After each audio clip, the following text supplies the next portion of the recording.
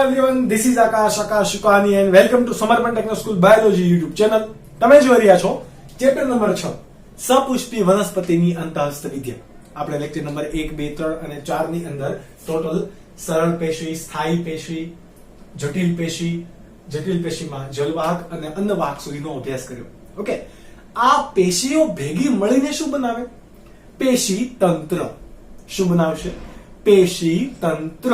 Okay, તો આજના લેક્ચરની અંદર આપણે સ્થાયી પેશી કે સરળ પેશી, જટિલ પેશી, આ બધી પેશીઓ ભેગા મળીને જે પેશી તંત્ર બનાવે છે એની વાત કરવાના છીએ.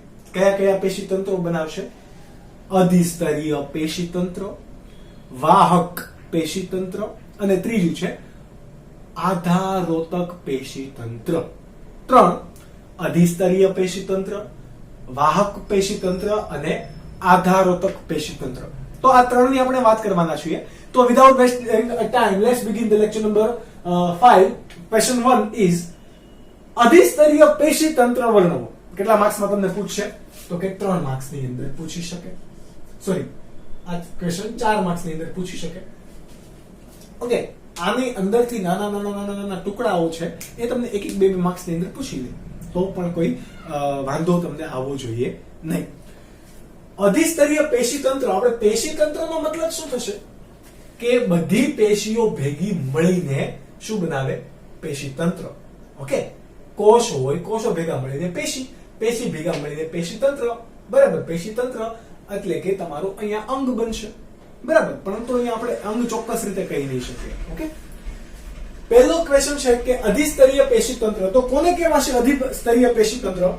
તો કે કોઈ એવું પેશી તંત્ર કે વનસ્પતિને સમગ્ર બાહ્યાવરણ, સૌથી બહારનું આવરણ એ કોણ છે? અધિસ્તર. પરંતુ એ ફક્ત અધિસ્તર નથી, એની સાથે ઘણા બીજા ઘટકો પણ ભળેલા છે. આ સંયુક્ત રીતે એટલે કે અધિસ્તરની સાથે અન્ય ઘણા ઘટકો ભેગા મળીને અધિસ્તરીય પેશી તંત્ર બનાવે છે. કયા કયા ઘટકો હશે? તો આપણે લખીએ. પહેલું કોણ હશે? તો કે પહેલું તો હશે અધિસ્તર. અધિસ્તરીય પેશી તંત્રની અંદર એક તો કોણ હોય? અધિસ્તર. ત્યારબાદ બીજું કોણ છે? ક્યુટિકલ. ક્યુટિકલ. કોણ? ક્યુટિકલ. ત્રીજું કોણ છે? તો કે વાયુરંધ્ર પ્રસાધન. વાયુરંધ્ર પ્રસાધન. કોણ? વાયુરંધ્ર પ્રસાધન. અને ચોથો ઘટક છે એ કોણ છે? રોમમય રચના. એટલે કે એમાં પણ આપણે પ્રકારો પડશે. રોમમય ઘટકો અથવા તો રોમમય બહિરુદ ભેદ પણ એને કહી શકાય. આ મુખ્ય 4 ઘટકો છે. એના પેટા પ્રકારો પણ પડશે. કઈ રીતે તો એ આપણે અહીંયા ભણીશું. સૌથી પહેલો ઘટક કયો છે? અધિસ્તર. અધિસ્તર એ એક પ્રકારના મૃદુતક કોષો છે. સ્તર એટલે કે એક આવરણ છે. ઓકે, અધિ એટલે કે બહારનું.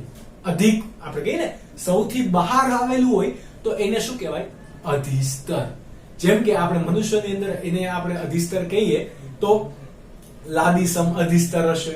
બરાબર, ઘનાકાર અધિસ્તર હશે. એવી રીતે મનુષ્યમાં પણ જે કોઈ પણ સપાટીની સૌથી બહારનું આવરણ છે, આપણા વાયુ કોષોની સપાટી લઈ લો, ચામડીની સપાટી લઈ લો, આ ગાળની અંદરની જે સપાટી છે એ લઈ લો, કોઈ પણ સૌથી બહારની સપાટી જે કંઈ પણ હોય એને શું કહેવાય? અધિસ્તર. વનસ્પતિ અને પ્રાણી બંને માટે. પરંતુ આપણે ભણીએ છીએ વનસ્પતિ માટે. તો અહીંયા શું લખીશું? તો કે વનસ્પતિની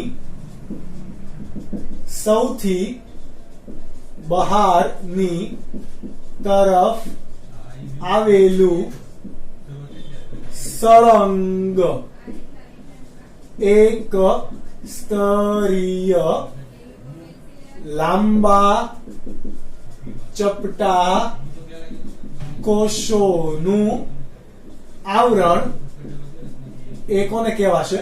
અધિસ્તર. ક્યાં આવેલું છે? વનસ્પતિના સૌથી બહારના ભાગમાં. કેવું છે? સળંગ એટલે કે ક્યાંય તૂટતું છે નહીં. પર્ણદંડમાંથી પ્રકાંડથી થડ તમે લઈ લો, કોઈ પણ શાખા કે ત્યાંથી મૂળ સુધી આ આવરણ કેવું છે? સળંગ. એટલે વનસ્પતિના દરેક અંગોની અંદર કોણ જોવા મળે? અધિસ્તર. ક્યાં ક્યાં જોવા મળશે? તો કે દરેક અંગોમાં. દરેક અંગોની ફરતે હાજર. એટલે એવું નથી કે ક્યાંક હશે ક્યાંક નહીં હોય, એવું કઈ છે નહીં. આપણે વાત કરી કે આ કોષો કેવા પ્રકારના છે? કેવા પ્રકારમાં? તો કે લાંબા અને ચપટા. એટલે આ લાંબા કોષો અને ચપટા કોષો થઈ ગયા. આવા પ્રકારનું આવરણ હશે. સમજ પડી? એકબીજાને અડેલા છે. જુઓ, આપણે એટલું જ દોરીએ બરાબર સમજવા માટે. આ લાંબા ચપટા કોષો છે કે જેની કોષ દિવાલ શાની બનેલી છે? આ એક પ્રકારના કેવા છે? એક પ્રકારના અથવા તો આપણે કહેવાય વિશિષ્ટ પ્રકારના મૃદુતક કોષો જ છે. કેવા છે? મૃદુતક કોષો. તો ઓબ્વિયસલી આની સપાટી શાની બનેલી હોય? આપણે મૃદુતકને સાઈડમાં લખી દઈએ કારણ કે ડ્રો કરવા થશે જગ્યા. ઓકે, કેવા છે? મૃદુતક કોષો છે તો સપાટી પણ કેવી હશે? ઓબ્વિયસલી સેલ્યુલોઝની. બરાબર. પરંતુ કોષરસ કેવું હશે? આ એકદમ ઓછો. આપણે અહીંયા લખીએ કોષરસ ઓછો, પરંતુ મધ્યમાં જે રસધાની હશે કેવી હશે? મોટી. રસધાની એટલે કે દરેક વનસ્પતિ કોષની અંદર અને પ્રાણી કોષની અંદર નાની નાની રસધાનીઓ જોવા મળે, પરંતુ વનસ્પતિમાં પ્રાણી કરતા બહુ વિશાળ કદની રસધાની હશે. એટલે વચ્ચે મોટા ભાગ વનસ્પતિની અંદર વનસ્પતિના કોષમાં સૌથી મોટી અંગિકા તમને પૂછે તો એ રસધાની હશે. સૌથી મોટા કદની. બરાબર, ફુગ્ગા જેવી. ઓકે, તો એ મધ્યમાં મોટી રસધાની ધરાવે ને પરિઘવર્તી કોષરસ કેવો હશે? ઓછો. બરાબર. તો આ વાત થઈ ગઈ અધિસ્તરની. ત્યારબાદ બીજું એનો ઘટક લઈએ. અધિસ્તરીય પેશીતંત્રમાં બીજું કોણ ભાગ ભજવે? ક્યુટિકલ પણ ભાગ ભજવે. કોણ? ક્યુટિકલ. તો ક્યુટિકલ એ શું છે?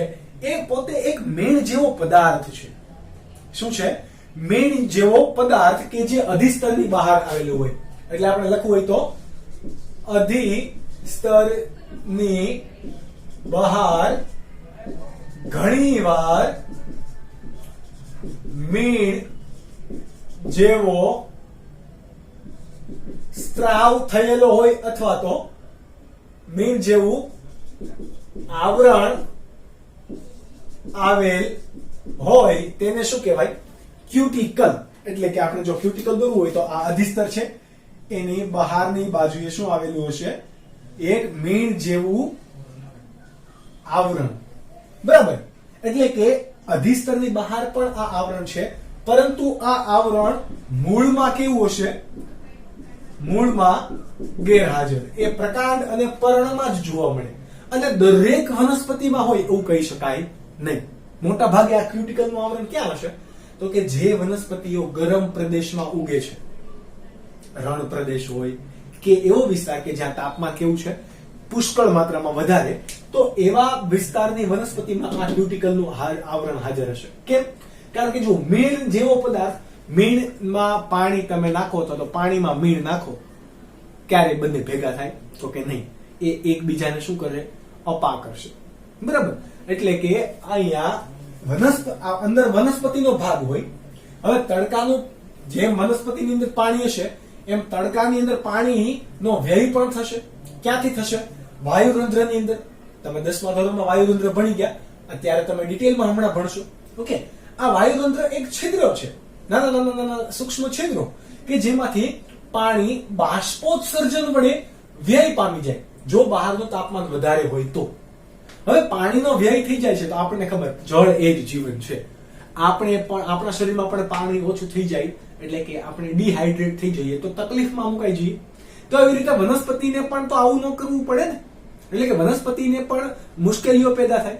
હવે ગરમ પ્રદેશમાં ઓબ્વિયસલી પાણીનું પ્રમાણ ઓલરેડી ઓછું છે, એમાંય પાણીનો વ્યય થઈ જાય તો વનસ્પતિ પાણી વિના જીવી કેમ શકે? એટલા માટે એના ફરતે શું આવેલું હોય? ક્યુટિકલનું આવરણ. અહીંયાથી પાણી બહાર જઈ જ ન શકે. એટલે કે આનું મુખ્ય કામ શું હશે તો કે પાણીનો વ્યય અટકાવે. શું કરે? પાણીનો વ્યય અટકાવે. ત્યારબાદ આપણે વાત કરીએ વાયુરંધ્ર પ્રસાધનની. કોની? વાયુરંધ્ર પ્રસાધન. વાયુરંધ્ર પ્રસાધન એ 3 ઘટકોનું બનેલું છે. કેટલા ઘટકોનું? વાયુરંધ્ર પ્રસાધન એ 3 ઘટકોનું.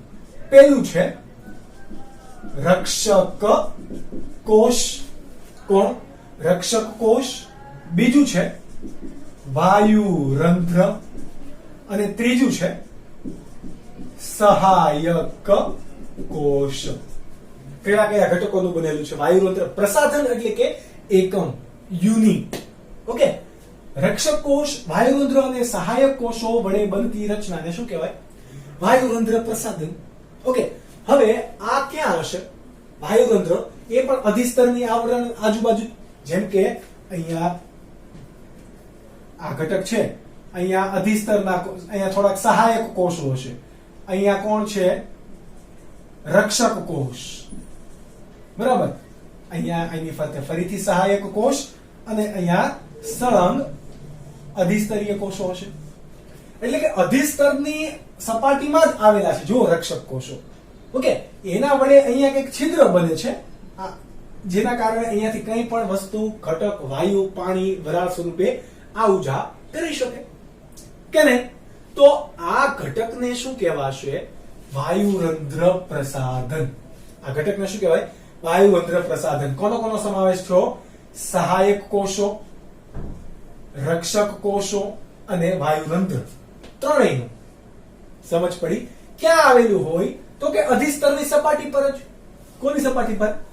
અધિસ્તરની સપાટી પર જ. હવે એ દેખાય કેવું એના આધારે આપણે એના પ્રકાર પાડીએ. ઓકે. આપણે આને થોડું શોર્ટકટ આપી દઈએ. સોરી. રક્ષક કોષ, વાયુરંધ્ર અને સહાયક કોષ. હવે આ વાયુરંધ્ર અને રક્ષક કોષો એકદળી વનસ્પતિ અને દ્વિદળી વનસ્પતિમાં કેવા હોય? અલગ અલગ પ્રકારના હશે. બરાબર. એટલે આપણે અહીંયા પેલા શું દોરીએ? દ્વિદળી વનસ્પતિ અને આ બાજુ દોરીએ એકદળી વનસ્પતિની અંદર. હવે દ્વિદળી વનસ્પતિ હશે એમાં રક્ષક કોષો કેવા પ્રકારના છે? વાલના દાણા જેવા, એટલે કે વાલ આકારના. જુઓ, તમે કાજુ જેવા, તમને કાજુ જેવો કહેવાનું મન થાય તો કાજુ જેવા કયો. બરાબર. આ શું છે? રક્ષક કોષો દ્વિદળી વનસ્પતિમાં કેવા છે? વાલ આકારના. બરાબર. બીજા કેવા પ્રકારના હશે? એકદળી વનસ્પતિમાં ડંબેલ આકારના. કેવા? ડંબેલ. ડંબેલ એટલે ખબર પડે ને, વજન ઉચકવાનું. બરાબર. બોડી બનાવવા માટે વપરાય એ. તો ડંબેલ આકારના. ડંબેલ આકારના એટલે કે આવા.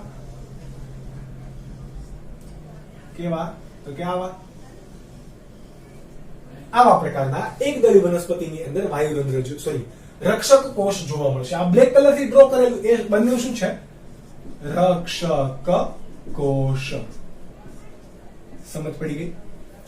હવે આ રક્ષક કોષની ફરતે કોણ આવેલું હશે? આપણે રક્ષક કોષની દિવાલની જો વાત કરીએ તો રક્ષક કોષની અંદરની જે દિવાલ હશે, એટલે કે આ દિવાલ, અંદરની દિવાલ કેવી હશે? જાડી. જો છે અહીંયા આપણે ડ્રો કરીને દોરી શકીએ. અંદરની દિવાલ કેવી છે? જાડી. જ્યારે બહાર તરફની દિવાલ કેવી છે? પાતળી. એવી રીતે એકદળી વનસ્પતિની અંદર પણ અંદરની દિવાલ કેવી હોય? જાડી. અને બહારની દિવાલ કેવી હશે? પાતળી. જો આ થઈ ગઈ કેવી? અંદરની દિવાલ. હવે આવું શા માટે એ તમને સમજાશે જ્યારે તમે ચેપ્ટર નંબર 11 ભણશો ત્યારે. એમાં આવશે તમારે ક્વેશ્ચન કે વાયુરંધ્ર ખુલવા બંધ થવાની ક્રિયાવિધિ. ઓકે. તો એ ત્યારે વાત કરીશું. હવે રક્ષક કોષો હશે એ શું ધરાવશે? હરિતકણ પણ ધરાવે. એના પરિવર્તી ભાગે શું ધરાવશે? હરિતકણ પણ ધરાવે. અને હરિતકણનું કામ શું હોય? પ્રકાશ સંશ્લેષણ કરવાનું. આ અધિસ્તરના કોષો હરિતકણ ધરાવે કે નહીં એ તમારે થોડુંક જાણવું. બરાબર. ઓબ્વિયસલી એ ધરાવશે જ. આ આપણે જે ટપકા કરેલા છે એ બધા શું છે? હરિત કણ કોણ ધરાવે છે? રક્ષક કોષો. આ રક્ષક કોષોની ફરતે આવેલા કોષોને શું કહેવાય?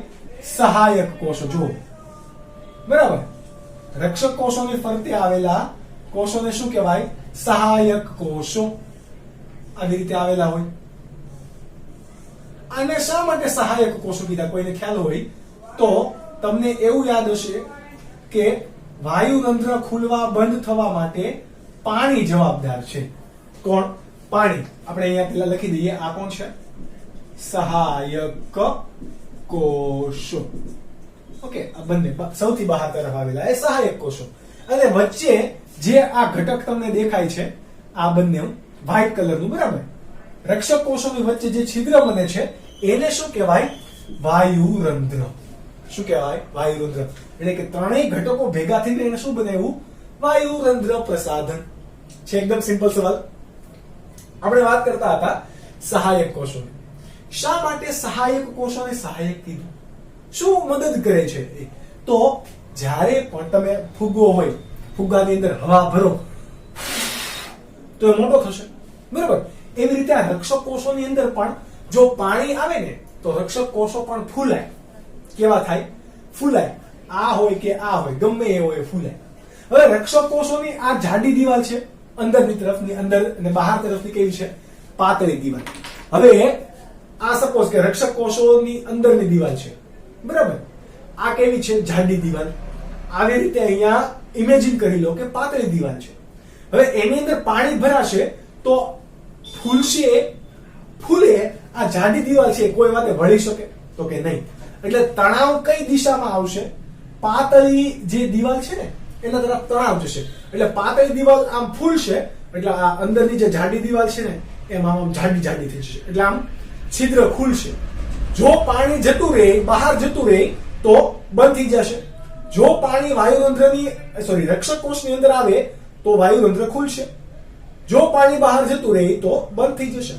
ઓકે, તો આ પાણી અંદર લાવવા માટે કે બહાર નિકાલ કરવા માટે મદદ કોણે કરી? સહાયક કોષે. પાણી આવી રીતે અંદર આવશે બહારથી. સમજ પડી? આ પાણી લાવવા માટે કોણ મદદ કરે છે? સહાયક કોષો. એટલા માટે બીજું કહી શકાય કે સહાયક કોષો એ રક્ષક કોષોની અંદર પાણી લાવવા માટે મદદ કરે છે અને આ રીતે વાયુરંધ્રને ખુલવા કે બંધ થવાનું નિયમન પણ કરે છે. ઓકે, જો વાયુરંધ્ર ખુલ્લું હોય તો વાયુ અહીંયાથી આપલે થઈ શકે વાયુની, બરાબર. પણ વાયુરંધ્ર બંધ હોય તો, એટલે કે વાયુરંધ્ર કેવું હશે? સપોઝ આ રક્ષક કોષો વાલ આકારના છે, આ બંધ છે, તો કોઈ ઘટક અંદર બહાર આવી જાય શકે નહીં.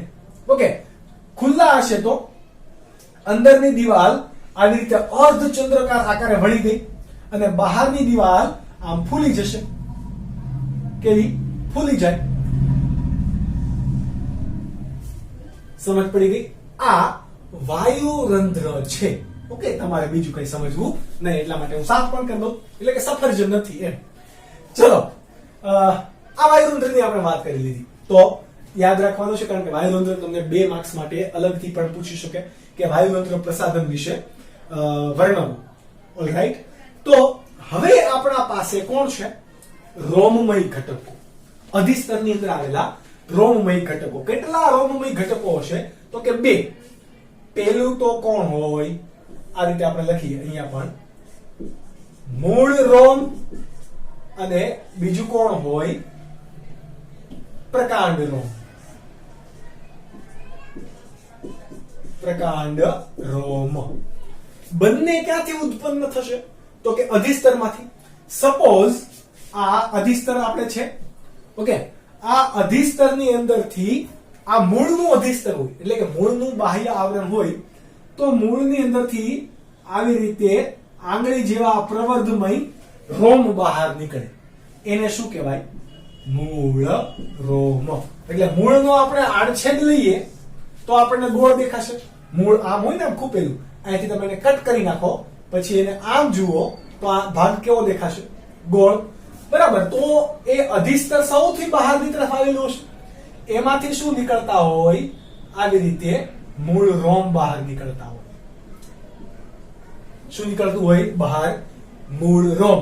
આ મૂળ રોમ કેવા છે તો કે એક કોષીય, જોજો યાદ રાખજો તફાવત હમણાં આવશે પ્રકાંડ રોમ અને મૂળ રોમ, એટલા માટે એક કોષીય અધિસ્તરીય બહિરુદ ભેદ. કેવો? એક કોષીય અધિસ્તરીય બહિરુદ ભેદ. એટલે કે અધિસ્તરમાંથી બહાર નીકળતો ઘટક એને શું કહેવાય? બહિરુદ ભેદ. પણ કેવા છે? એક કોષીય છે. અને આ ફરીથી એ જોઈએ, આમાં એક ઘટક યાદ રાખો કે બિન શાખિત અથવા તો અશાખિત છે. આમાં શાખા પડે નહીં. શું નહીં થાય? શાખા પડશે નહીં. હવે આ મૂળ રોમનું કામ શું હશે? તો કે જમીનની અંદર મૂળ હોય તો જમીનમાંથી પાણી, ખનિજ દ્રવ્યો જેવા કે કેલ્શિયમ, મેંગેનીઝ, આયર્ન, આવા બધા ખનિજ દ્રવ્યોના શોષણમાં પણ કોણ મદદ કરશે? મૂળ રોમ. શું? પાણી અને ખનિજ દ્રવ્યના શોષણમાં કોણ મદદ કરે? જમીનમાંથી પાણી શોષવા માટે વનસ્પતિના મૂળનું બહાર રહેલું મૂળ રોમ. ઓલરાઈટ. તો સૌથી પહેલા પાણી ક્યાં પ્રવેશશે? મૂળ રોમની અંદર. ઓકે. ત્યારબાદ છે કોણ? પ્રકાંડ રોમ. કેવા છે? પ્રકાંડ રોમ. તો પ્રકાંડ રોમ થોડા અલગ છે. કેવા છે? થોડા અલગ. જો મૂળમાં રહેલા અધિસ્તરીય બહિરુદ ભેદને શું કહેવાય? મૂળ રોમ. તો પ્રકાંડના અધિસ્તરીયમાંથી નીકળતા બહિરુદ ભેદને શું કહેવાય? પ્રકાંડ રોમ. પણ આ પ્રકાંડ રોમ ઘણી વખત એક કોષીય ન હોવા કેવા હોય? બહુકોષીય. 1, 2 અને 3. 3 કોષોથી બનેલું છે. જુઓ પ્રકાંડ રોમ એટલે અલગ અલગ કોષોથી બનેલું હોય. ઘણીવાર 2 હોય, ઘણીવાર 1 હોય, વગેરે વગેરે. પણ સામાન્ય રીતે પ્રકાંડ રોમ કેવું હશે? બહુકોષીય અધિસ્તરીય બહિરુદ ભેદ. અને આ બિન શાખિત હતું તો આ ઘટકો કેવા હોઈ શકે? શાખિત. પ્રકાંડ પર આવેલા મૂળ રોમ અહીંયાથી આમ ઘણી વખત પ્રકાંડ રોમ આમ બીજી નવી શાખા પણ પાડતા હોય. કેમ? કારણ કે એ કેવા છે? બહુકોષીય, એક કરતા વધારે કોષોના બનેલા છે તો શાખા પણ પડે ઘણીવાર. તો એટલા માટે એને શું કીધું? શાખિત પણ હોઈ શકે. કોણ? તો કે પ્રકાંડ રોમ. હવે પ્રકાંડ રોમનું કામ શું હશે? જેમ મૂળ રોમનું કાર્ય પાણીનું શોષણ કરવાનું હતું, આ પ્રકાંડ રોમનું કાર્ય શું હશે? જમીન પ્રકાંડ નબળું પ્રકાંડ છે. થડમાં કોઈ દી પ્રકાંડ રોમ જોવા મળે નહીં. નાની વેલ હોય, નાજુક નબળા પ્રકાંડ હોય, લીલા પ્રકાંડ હોય, તો એમાંથી આપણને આવા પ્રકાંડ રોમ જોવા મળે. સમજ પડી? તો જે નાજુક પ્રકાંડ છે એમાંથી પાણીનો વ્યય ના થઈ જાય એટલા માટે પાણીનો વ્યય અટકાવવા માટેનું કામ કોણ કરશે? પ્રકાંડ રોમ. કોણ? પ્રકાંડ રોમ. જ્યારે વનસ્પતિની અંદર જમીનમાંથી પાણી શોષવાનું કાર્ય કોણ કરશે? મૂળ રોમ. તો આ મૂળ રોમ, પ્રકાંડ રોમ, સહાયક કોષ, વાયુરંધ્ર, રક્ષક કોષ, ક્યુટિકલ અને અધિસ્તર, આ બધા ઘટકો ક્યાં આવેલા છે? વનસ્પતિના સૌથી બાહ્ય આવરણમાં. વનસ્પતિના સૌથી બાહ્ય આવરણમાં આવેલા હોવાથી આ બધા ઘટકો ભેગા મળીને શાની રચના કરે? અધિસ્તરીય પેશી તંત્રની. છે એકદમ સિમ્પલ. તો આ વસ્તુ તમે નોટ ડાઉન કરી લો. હવે તમારા સ્ક્રીન સામે રહેલો છે સ્ક્રીનશોટ, તો એ પણ તમે વાંચી શકો.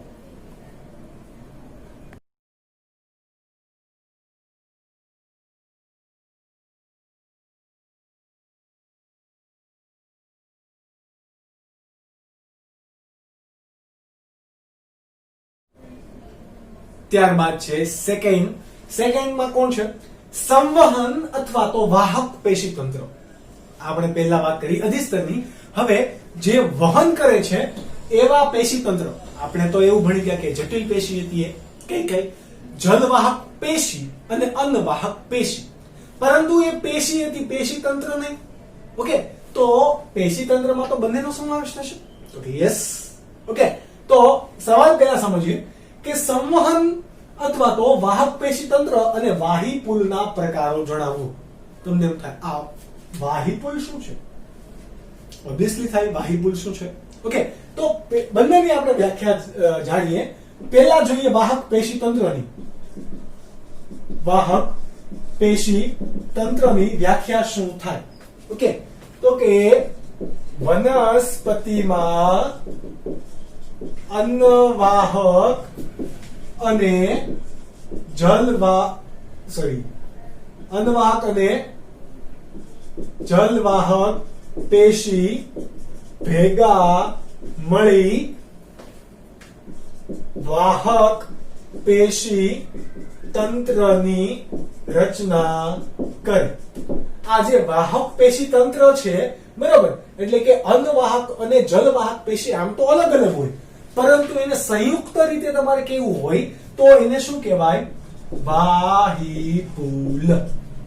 શું કહેવાય? વાહિપુલ. વાહિપુલ ઇઝ ઇક્વલ ટુ તો કે અન્નવાહક પેશી પ્લસ જલવાહક પેશી ને સંયુક્ત રીતે આપણે શું કહીશું? વાહિપુલ. તમારે આ વત્તા કરી રીતે નહીં લખતા હો પાછા. તો તમારે શું લખશો? અન્નવાહક અને જલવાહક પેશીને સંયુક્ત રીતે શું કહેવાય? વાહિપુલ. હવે ઓબ્વિયસલી આ બંને પેશીનું કામ શું છે? વહન કરવાનું. એટલા માટે તો આપણે એને શું કીધું? વાહક પેશી તંત્ર. તો બીજો સવાલનો આપણે વાત કરીએ કે વાહિપુલના પ્રકારો જણાવો. કેવા? વાહિપુલના પ્રકારો જણાવો. તો પ્રકાર કેટલા છે? 4. કેટલા છે? 4. આપણે અહીંયા ડિસ્ટ્રીબ્યુટ કરીએ કયા કયા પ્રકાર, બરાબર. તો પહેલો પ્રકાર છે વર્ધમાન. આપણે વર્ધમાન ના લગતા મુખ્ય 2 પ્રકારની પહેલા વાત કરીએ. એના પેટા પ્રકારો થઈને ટોટલ 4 પડશે, બરાબર. પહેલા પ્રકાર છે અરીય વાહિપુલ અને બીજો પ્રકાર છે સહસ્થ વાહિપુલ. કેવા? અરીય વાહિપુલ અને સહસ્થ વાહિપુલ. અરીય એટલે કે ત્રિજ્યાવર્તી. જે કોઈ વનસ્પતિના પ્રકાંડ કે મૂળના આડછેદ આપણે લઈએ અને એમાં આ વાહિપુલ કઈ રીતે ગોઠવાયેલા છે, એટલે કે ગોઠવણીને આધારે આ પ્રકાર છે. કોના આધારે? ગોઠવણીને આધારે પ્રકાર. કેટલા પડશે? 2. જો વનસ્પતિના આડછેદમાં આપણે સરસ ગોળ ના બન્યું પણ હવે બનાવી દઈએ. જો વનસ્પતિની અંદર આ વાહિપુલો એટલે કે અન્નવાહક પેશી અને જલવાહક પેશી આ એનું વનસ્પતિના આ કેન્દ્ર થશે કે નહીં? ઓકે, તો જલવાહક પેશી આપણે આવી રીતે દર્શાવીએ, બરાબર. આ સપોઝ કે જલવાહક પેશી છે. કેવી છે? જલવાહક પેશી. અને આ કેવી છે? અન્નવાહક પેશી. સમજવા માટે આપણે આવી રીતે ડ્રો કરીએ, બરાબર. તો એ કેન્દ્રથી જુઓ, જલવાહક અન્નવાહક, જલવાહક અન્નવાહક, જલવાહક અન્નવાહક, જલવાહક અન્નવાહક, એમ બધા અલગ અલગ ત્રિજ્યાવર્તી રીતે ગોઠવાયેલા છે. આને આને આ બધી જલવાહક પેશી છે, આ અન્નવાહક પેશી છે. પરંતુ આ જલવાહક અને અન્નવાહક એટલે કે વાહિપુલ ત્રિજ્યાવર્તી જે વનસ્પતિમાં ગોઠવાયેલા હોય એને શું કહેવાય? અરીય વાહિપુલ. આપણે તો ગોઠવણીના આધારે, એટલે ગોઠવણી કેવી થયેલી હોય વાહિપુલની? ત્રિજ્યાવર્તી દિશામાં, તો અરીય વાહિપુલ કહેવાશે. આવું ક્યાં જોવા મળે? તો કે મૂળમાં. ક્યાં જોવા મળશે? મૂળમાં. કેવા પ્રકારે જોવા મળે? અરીય વાહિપુલ જોવા મળે. એક દળીનું મૂળ હોય કે પછી દ્વિદળીનું મૂળ હોય, પણ વાહિપુલ કેવા હોય? અરીય. ઓકે, એકાંતરિત ગોઠવાયેલા હોય. ત્રિજ્યા પર કેવા છે? એકાંતરિત. એક મૂકીને એક. જલવાહક અન્નવાહક જલવાહક એ પ્રકારે. એટલા માટે આપણે એકને અરીય વાહિપુલ કીધા. ત્યારબાદ સહસ્થ. સહસ્થ એટલે કે જોડાયેલા, ભેગા. ઓકે, સહસ્થ વાહિપુલ કેવા હશે? તો ઓબ્વિયસલી આ મૂળમાં જોવા મળે. તો આ ક્યાં જોવા મળશે? પ્રકાંડમાં. એ તો તમને ખબર પડી જ ગઈ. સહસ્થ વાહિપુલની આપણે વાત કરીએ, બરાબર. આ પ્રકાંડની અંદર કેવા પ્રકારે જોવા મળશે વાહિપુલ? આમ.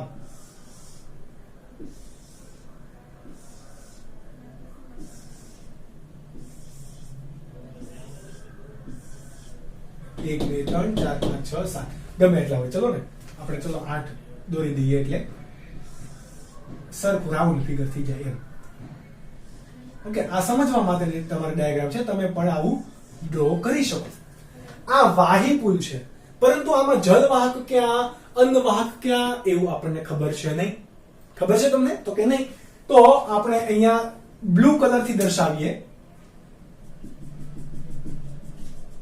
આ અંદર તરફનો જે ભાગ છે એ જલવાહક છે. કયો? જલવાહક. આપણે બ્લુ, આજ બ્લુ હે પાણી પાણી, તો એટલા માટે આપણે એને બ્લુ કલર થી દર્શાવીએ. બ્લુ કલર પાણી માટે વપરાય, બરાબર, મોસ્ટલી. તો કે આકાશ માટે વપરાય. જો મેં બ્લુ કહ્યું એમ આકાશ. ઓલરાઈટ, એ તો ભણાય ને વાતો કરતો. કેમ? ચલો, આ અંદર તરફ કયા ઘટકો છે? જલવાહકના ઘટકો. એની બહારની તરફ કયા ઘટકો છે? અન્નવાહકના ઘટકો. આપણે જો દોરી, બરાબર. હવે આ અરિયાની સરખામણી આના જોડે કરો તો શું તમને ફરક દેખાય છે? તો કે ભાઈ આમાં તો જલવાહક અને અન્નવાહક એકાંતરિત નથી જોવા મળતા. જોવા મળે છે? નહીં, બંને એક સાથે જોવા મળે છે. આ એનું કેન્દ્ર લઈએ તો આની એની ત્રિજ્યા થઈ, તો એ ત્રિજ્યાની અંદર જ અન્નવાહક અને જલવાહક. આને શું કીધું? અન્નવાહક. અને આ ઘટક કયો? જલવાહક. બંને એક જ ત્રિજ્યામાં જોવા મળે છે.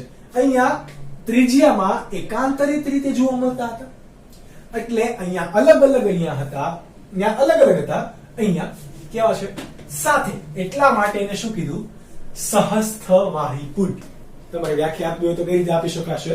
તો કે સહસ્થવાહી પુલમાં જલવાહક અને અન્નવાહક પેશીઓ વાહી પુલની એક જ ત્રિજ્યા પર ગોઠવાયેલા હોય. અને આવું ક્યાં જોવા મળે? તો કે પ્રકાંડ અને પર્ણમાં. પર્ણમાં પણ કેવા જોવા મળશે? સહસ્ત પ્રકારના. યાદ રાખજો, પ્રકાંડ અને પર્ણની અંદર પણ જે શિરા હોય, શિરામાં આ પ્રકારે વાહી પુલો ગોઠવાયેલા હશે. ઓકે, આ સહસ્ત વાહી પુલ સામાન્ય રીતે ફક્ત જલવાહકની બહારની બાજુએ ગોઠવાયેલ અને અન્નવાહક સહસ્ત વાહી પુલમાં જલવાહક કેવી રીતે ગોઠવાયેલા હોય? Mostly inside. કેવા? ઇનસાઇડ. અને અન્નવાહક કેવા? Mostly outside. સમજ પડી ગઈ? તો આ ફક્ત એક તમારે સમજવાની બાબત હતી. અહીંયા તમે જોઈ શકો અન્નવાહક કઈ બાજુ ગોઠવાયેલ છે? બહારની તરફ. જ્યારે જલવાહક કઈ બાજુ ગોઠવાયેલું છે? અંદરની તરફ. આ એક યાદ રાખજો. હવે આ સહસ્ત વાહી પુલના પણ કેટલા પ્રકારો પડશે? 2. આ તમને સમજાઈ ગયું હોય તો હું અહીંયાથી રિમૂવ કરી દઉં. સહસ્ત વાહી પુલના કેટલા પ્રકારો પડશે? 2. કયા કયા? તો કે સહસ્થ વર્ધમાન વાહી પુલ અને સહસ્થ અવર્ધમાન વાહી પુલ. તમને એવું થાય સર વર્ધમાન, વર્ધનશીલ, આવું કઈ યાદ? તો કે યસ, વર્ધનશીલ પેશી એટલે કે કોષ નવા નવા વિભાજન પામતા હશે, એવું કઈક અહીંયા છે. તમને એટલી સમજ પડી ગઈ, રાઈટ? તો જે વાહી પુલની અંદર જલવાહક અને અન્નવાહકની વચ્ચે કોઈ ઘટક હાજર છે, એ વર્ધનશીલ પેશી હાજર છે, તો એને શું કહેવાશે? એદા. અને એ પ્રકારના વાહી પુલને શું કહેવાય? વર્ધમાન. ફરીથી આપણે જોઈએ. આ સમજો કે એક વાહી પુલ છે કે જેના અહીંયા કયા ઘટકો આવેલા છે? આ જલવાહક પેશી છે, બરાબર. આ ઉપર કોણ છે? અન્નવાહક પેશી છે. કઈ? ઉપરની તરફ અન્નવાહક પેશી. પરંતુ આ બંનેની વચ્ચે અહીંયા મધ્યમાં બંનેની વચ્ચે એક ઘટક આવેલા છે. આ ઘટક કઈ પેશી હશે? વર્ધનશીલ પેશી હશે. પણ આવેલી ક્યાં છે? વાહી પુલની અંદર. એટલા માટે એને શું કહેવાશે? વાહી એધા. યાદ રાખજો, એને શું કહેવાય? વાહી એધા. હવે ઓબ્વિયસલી વર્ધનશીલ પેશી છે તો એનું કામ શું હશે? કોષોને નવા નવા કોષોનું વિભાજન કરીને નવા નવા કોષોનું નિર્માણ કરશે. તો પહેલા તો આ કોષો બની ગયા હશે, એટલે કે વાહીપુલ બની ગયું. આ વાહીપુલ કેવા પ્રકારનું છે? પ્રાથમિક વૃદ્ધિ દરમિયાન જો વાહીપુલ બનેલું હોય તો એ પ્રાથમિક જલવાહક અને પ્રાથમિક અન્નવાહક હશે. એટલા માટે આ કેવું હશે? પ્રાથમિક અન્નવાહક. આ કેવું હશે? પ્રાથમિક જલવાહક. પરંતુ આ એધાની અંદર રહેલા વર્ધનશીલ પેશીના કોષો વિભાજન પામીને આ તરફ એટલે કે ઉપરની તરફ કયા કોષો બનાવશે? ફરીથી અન્નવાહકના કોષો અને ફરીથી અહીંયા નીચેની તરફ જલવાહકના કોષો બનાવશે. પરિણામે આવું કંઈક જોવા મળશે. વાહીપુલની અંદર પણ વૃદ્ધિ થશે. આ વચ્ચે વાહી એધા હતી, બરાબર. આ ઘટકો અન્નવાહકના ઘટકો કેવા હતા? પહેલેથી બનેલા જ હતા, બરાબર. અહીંયા જલવાહકના ઘટકો પહેલેથી બનેલા જ હતા. આ પ્રાથમિક વૃદ્ધિ દરમિયાન હવે આ એધાએ નવા કોષો ઉમેર્યા તો એ બધા કોષો ક્યાં ઉમેરાશે? અહીંયા. કે નહીં ઉમેરે? આ તરફ નીચેની બાજુ ઉમેરશે ને. એધાની બંને બાજુ કોષ ઉમેરશે. જલવાહક પેશી તરફ જલવાહકના કોષો ઉમેરશે અને અન્નવાહક પેશી તરફ એટલે કે અહીંયા અન્નવાહકના કોષો ઉમેરશે. જો બંને અલગ અલગ તમારાથી પડી જાય તો કે યસ, બરાબર. આ બાજુ કોણ હતું? પ્રાથમિક જલવાહક. આ બાજુ કોણ હતું? પ્રાથમિક અન્નવાહક. પરંતુ અહીંયા જે ઘટક બન્યા, નવા ઘટક, એને કેવા કહેવાશે? દ્વિતીય જલવાહક અને દ્વિતીય અન્નવાહક. આને શું કહેવાશે? દ્વિતીય અન્નવાહક. અને આને શું કહેવાશે? દ્વિતીય જલવાહક પેશી. તો આ દ્વિતીય ઘટકો છે એ કઈ વૃદ્ધિ દરમિયાન બન્યા હોય? દ્વિતીય વૃદ્ધિ દરમિયાન. કેવી? દ્વિતીય એટલે કે પ્રાથમિક પ્રકારે વૃદ્ધિ થઈ ગઈ છે, ઓકે, મસ્ત થઈ ગઈ છે, ઓકે. હવે પાછી વૃદ્ધિ કરી તો એ કઈ થઈ? દ્વિતીય વૃદ્ધિ. તો આ દ્વિતીય વૃદ્ધિ દરમિયાન જ્યારે એધામાંથી નવા કોષો બનશે તો દ્વિતીય અન્નવાહક અને દ્વિતીય જલવાહકનું નિર્માણ થશે, ઓકે. આ એધાનું કાર્ય હતું. અને જો આ એધા કોઈ વાહીપુલની અંદર આવેલી હોય તો એને કેવું કહેવાય? સહસ્થ વર્ધમાન વાહીપુલ. કેવું કહેવાશે? સહસ્થ વર્ધમાન વાહીપુલ. આ ક્યાં જોવા મળશે? તો કે દ્વિદળી વનસ્પતિની અંદર જ. કઈ? દ્વિદળી વનસ્પતિની અંદર. જ્યારે અવર્ધમાન વાહીપુલ ક્યાં જોવા મળશે? એકદળી વનસ્પતિની અંદર. કેમ? તો કે એકદળી વનસ્પતિમાં વાહી એધા હોતી નથી. તો આ કેવું હશે?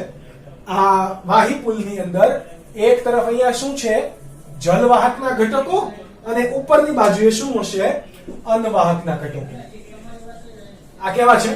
અન્નવાહકના ઘટકો. તો વચ્ચે કોઈ એધા નથી તો ફરીથી દ્વિતીય જલવાહક કે દ્વિતીય અન્નવાહક બનશે નહીં. એટલા માટે અહીંયા દ્વિતીય વૃદ્ધિ પણ નહીં થાય. કોનામાં જોવા મળે? એકદળી વનસ્પતિમાં. તો આ સિમ્પલ 4 પ્રકાર. કયા કયા? અરીય વાહીપુલ અને સહસ્થ વાહીપુલ. સહસ્થ વાહીપુલના 2 પ્રકાર, વર્ધમાન અને અવર્ધમાન. કોણ ક્યાં જોવા મળે એ તમે હવે નોટ ડાઉન કરી શકો.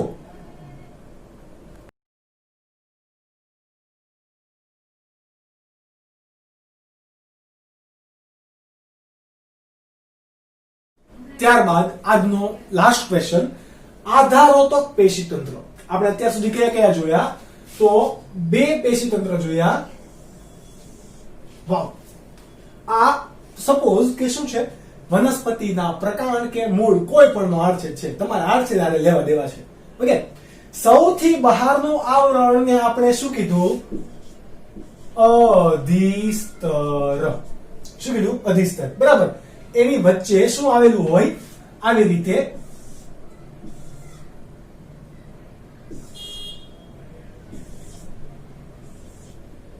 વાહક પેશીતંત્ર આવેલું હતું વચ્ચે. આવી રીતે શું આવેલું હોય? વાહક પેશીતંત્ર. વાહક પેશીતંત્ર. અધિસ્તરીય પેશીતંત્ર, ઓકે. આપણે આ 2 ભણી ગયા. તો આધારોતક પેશીતંત્ર કોને કહેવાશે? તો કે વનસ્પતિના આડછેદની અંદર હતું. તો વનસ્પતિમાં અધિસ્તરીય પેશીતંત્ર અને વાહક પેશીતંત્ર સિવાયના દરેક કોષોનું બનેલું પેશીતંત્ર ને શું કહેવાય? આધારોતક પેશીતંત્ર. અથવા તો અધિસ્તરીય પેશીતંત્ર અને વાહક પેશીતંત્રની વચ્ચે આવેલ પેશીતંત્રને શું કહેવાય? આધારોતક પેશીતંત્ર. તો તમારી વ્યાખ્યા આપવી હોય તો કઈ રીતે?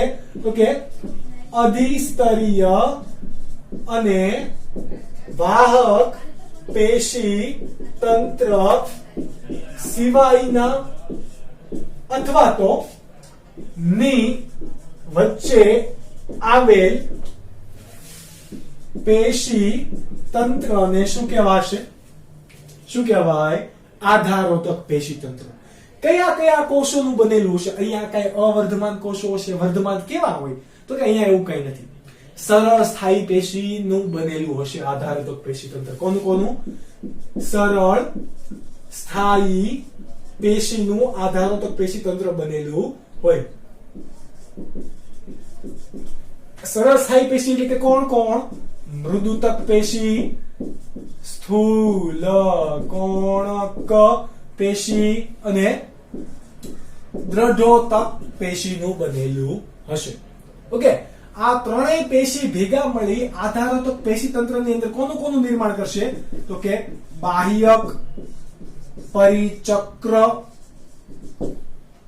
મજ્જા અને મજ્જા કિરણોનું આ બાહ્યકનો ભાગ, પરિચક્રનો ભાગ, મજ્જા કિરણો આ બધા ઘટકો શાના બનેલા હોય?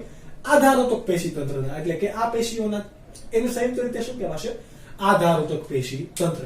હવે વોટ ઇઝ બાહ્યક, વોટ ઇઝ મજ્જા? તમને મજ્જા ખબર છે કે વનસ્પતિના આવા કેન્દ્રના ભાગે રહેલા ઘટકોને શું કહેવાય? આપણે મજ્જા કીધેલું. શું કીધેલું?